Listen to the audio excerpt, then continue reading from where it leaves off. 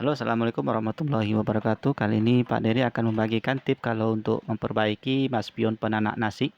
Mungkin nasinya cepat kuning dan berair, jadi dalam pancinya banyak sekali air dan nasinya cepat kuning. Itu biasanya kerusakan apa dan apa yang harus kita lakukan. Itu sebenarnya mudah sekali, kita hanya butuh obeng saja untuk memperbaikinya. Kemudian kita cek, pertama kita cek dulu di sambungan kabel. Sebenarnya kita tidak perlu bagian bawah dulu, yang bagian bawah kita yang nomor 2 kita lakukan. Kita langsung bagian atas saja dulu. Nah, ini kita buka, ada congkel saja, tidak ada baut. Nah, sini ada pengunci saja. Kemudian di ini kita buka, ini ada platnya, nih platnya ada kok pengunci baut ini. Ada baut sini, nanti kita lepas dulu. Karena sudah kita lepas, di sini ada baut 2 buah, 1 2 seperti itu. Setelah selesai, kita buka seperti ini, kita angkat sini.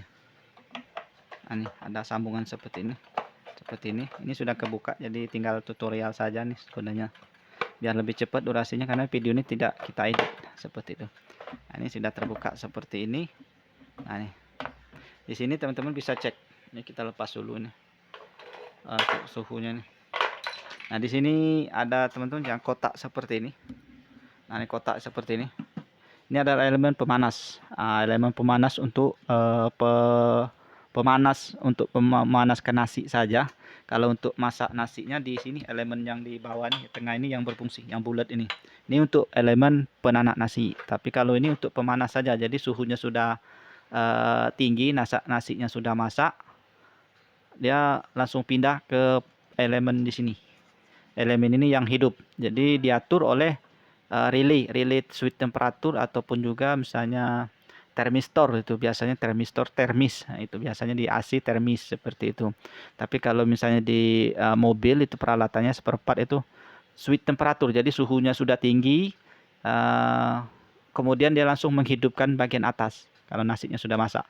Ini rupanya biasanya sering putus. Nah, sering putus ini karena dibuka-buka seperti ini. Nah, buka-buka seperti ini, dia masuk kabelnya dan sedikit saja di sini. Nah, di sini masuk di dalam sini. Maka dia putus. Jadi kalau untuk ngeceknya nih apakah misalnya tidak putus, teman-teman bisa cek saja di sini, sambungkan dari dalam, kita buka bagian dalam, kita sambungkan PLN saja. Kita sambung PLN langsung. Kita tes. Ini kalau misalnya hangat, panas, misalnya langsung panas, berarti normal untuk elemennya. Kita cek lagi. Biasanya di relay ataupun switch temperatur ini sudah kita bongkar bagian bawah. Nanti teman-teman cek saja untuk cara bongkar komponennya. Nanti ada baut satu di sini, teman-teman ketok saja bagian bawahnya nih. Nah, ini seperti ini sudah lepas seperti ini. Di sini kita bisa melihat. Nah, ini kabel yang nyambung ke bagian atas tadi, dia terhubung ke switch temperaturnya nih. Bukan switch temperatur, dia terhubung ke switch mikro, ataupun ini switch mikro untuk pengatur. Kemudian di situ ada, teman-teman bisa cek. Di sini ada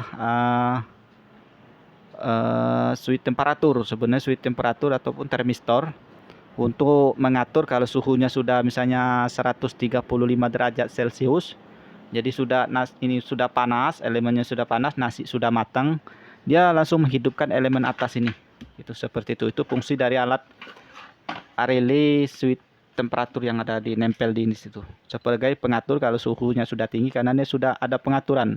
Sudah diatur untuk suhunya 135 misalnya seperti itu. Jadi kalau sudah lewat dari 135, otomatis dia elemen bagian tengah ini diputus, kemudian dia langsung nyambung ke elemen atas ini. Dia terhubung oleh kabel ini. Ini kabel ini. Kabel ini terhubung ke switch itu tuh tadi. Seperti nyambung sini. Itu saja. Dia langsung.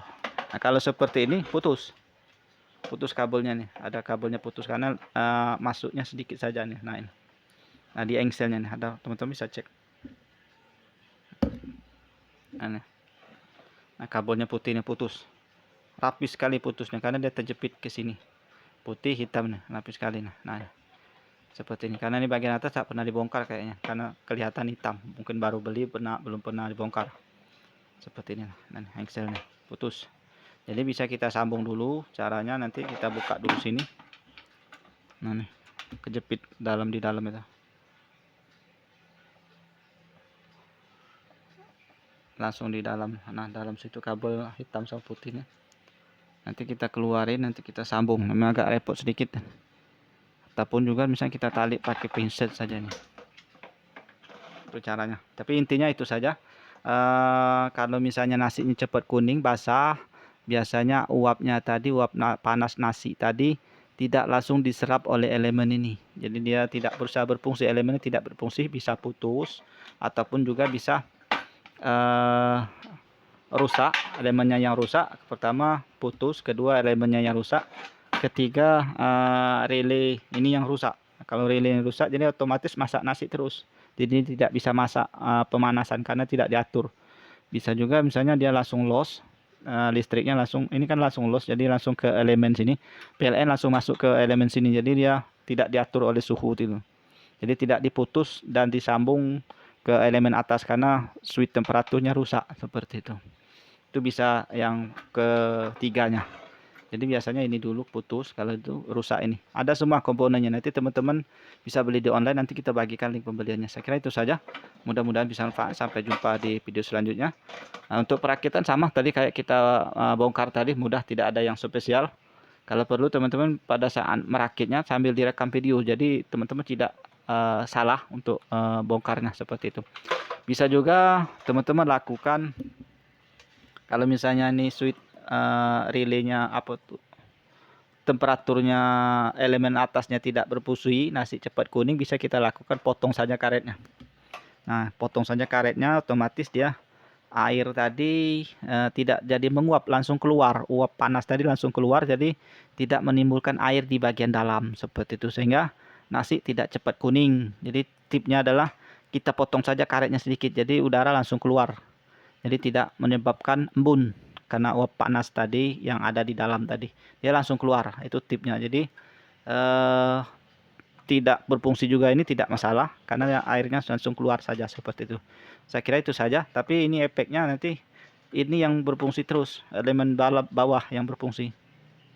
Panasnya tadi elemen yang di samping saja. Di sini ada elemen juga. Nah, di samping yang ngelingkar seperti ikat pinggang itu elemen pemanas juga, berbarengan dengan elemen atas ini yang berfungsi. Jadi nyambung. Ada 3 elemen. Pertama elemen yang di tengah untuk penanak nasi, untuk pemanas ada yang di atas untuk menyerap panas supaya jangan kuning nasinya, uapnya langsung diserapnya. Kemudian elemen yang samping. Jadi bisa juga kalau nasinya tidak panas, pemanasnya tidak ada, nasi tidak panas misalnya, setelah panas nasinya masak tapi tidak panas karena elemennya yang rusak di sampingnya, itu bisa teman-teman ganti saja itu yang seperti ikat pinggang lingkarnya tadi. Dia berfungsinya seperti itu. Ada 3 elemen ya, untuk penanak nasi, untuk pemanas. Pemanas ada 2 yang melingkar di tabungnya, kemudian di bagian atas. Kira seperti itu. Saya kira itu saja. Mudah-mudahan bisa manfaat. Sampai jumpa di video selanjutnya. Assalamualaikum warahmatullahi wabarakatuh.